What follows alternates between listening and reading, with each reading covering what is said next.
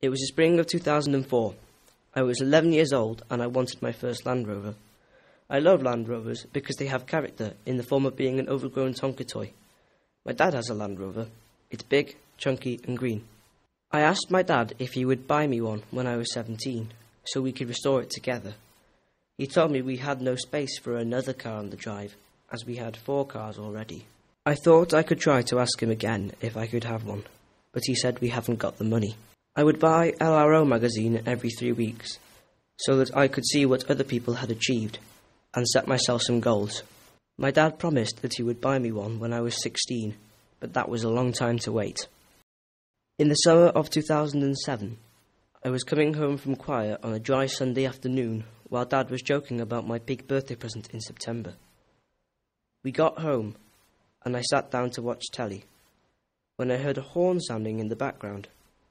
I turned round to see whether it was a taxi, but it wasn't. It was Dad, in a big blue Landy, for me. It was a little bit tatty, but I was so happy I was speechless. We went for a drive, and it was amazing. It felt like I could drive across the Sahara or the Outback.